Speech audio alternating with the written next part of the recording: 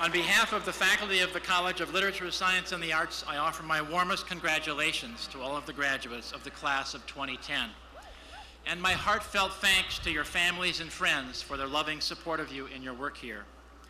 It has been a tremendous pleasure for us to be your teachers. Our special guest, President Obama, deserves our gratitude for his historic call for us to reflect on a fundamental American virtue, hope. Hope was his campaign theme.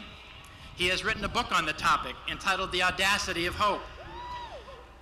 And his election embodied the power of hope, the hope that so many generations of Americans had, that a divisive chapter of our history would symbolically end one day in the election of our first African-American president.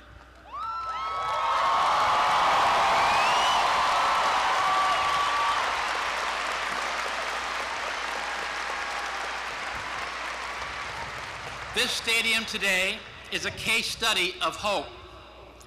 Our hearts are full of hope for you.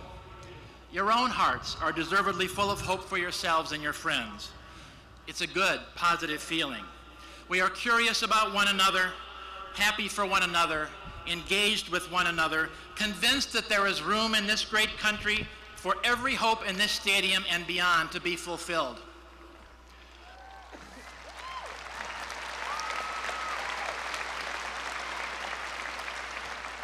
Ironic detachment, cynical disengagement, and zero-sum thinking are banned from this stadium today.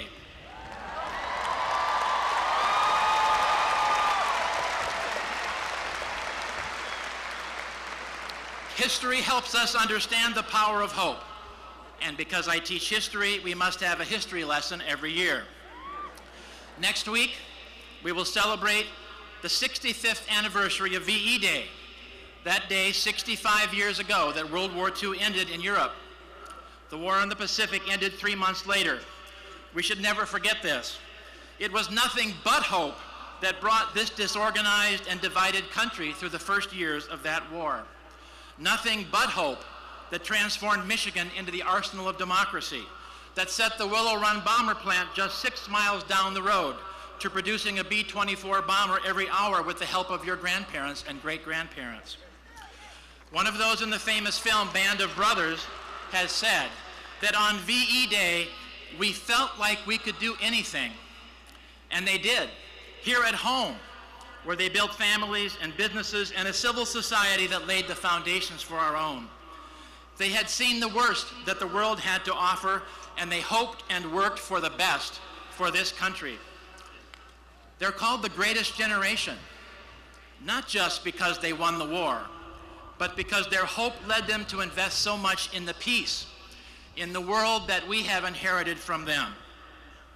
And when they began, the members of this generation, to be called later the greatest generation, were exactly the same age as today's graduates. Hope. They felt like they could do anything. As we move from remembering our past to constructing your future, we know that feeling is in your hearts today too. A part of you today is saying, I feel like I can do anything. Embrace it. President Obama has written that it was the pervasive spirit of hope that tied my own family's story to the larger American story. And so the president has placed a National Help Wanted ad. Wanted, the next greatest generation. Hope required.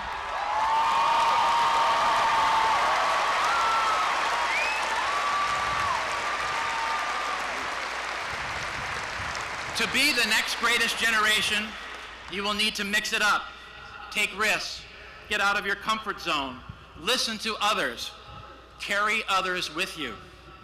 You must celebrate small victories at the same time as you keep the big picture in mind. You must live every day full of help for yourselves and for this great country of ours, which has been at its best when it was full of hope. Imagine the hopeful feelings in this stadium today carried to every corner of our country and the world. That's the way it must be. And one last thing for the graduates. You must also hope that in everything you do, now and forever, you are worthy of the title of Michigan Wolverine.